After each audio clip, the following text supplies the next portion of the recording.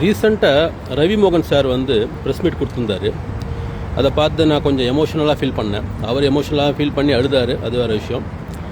ஆனால் நான் அதை பார்த்துட்டு கொஞ்சம் எமோஷ்னலாக ஃபீல் பண்ணேன். ஏன் அப்படின்னா, ஒரு 20 years முன்னாடி சம்திங் படத்துக்காக, இந்த ஃபிலிம் ஷூட்டிங்காக துபாய்க்கு வந்திருந்தாங்க. அப்போ நான் தான் அவங்களுக்கு எல்லாமே வந்து ஹோட்டல் அரேஞ்ச்மெண்ட்ஸ் எல்லாம் நான் தான் பண்ணேன். எங்கள் ஹோட்டல் தான் ஸ்டே பண்ணாங்க.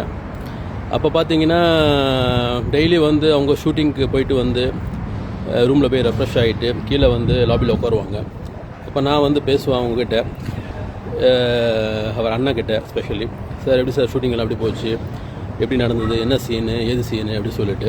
நார்மலாகவே எனக்கு ஃபிலிம் இண்டஸ்ட்ரியில் கொஞ்சம் இன்ட்ரெஸ்ட் ஜாஸ்தி, அதனால் வந்து நான் வந்து க்யூரியஸாக எல்லாமே கேட்பேன். அப்போ வந்து அவர் எல்லாம் டீப்பாக வந்து சொல்லுவார்.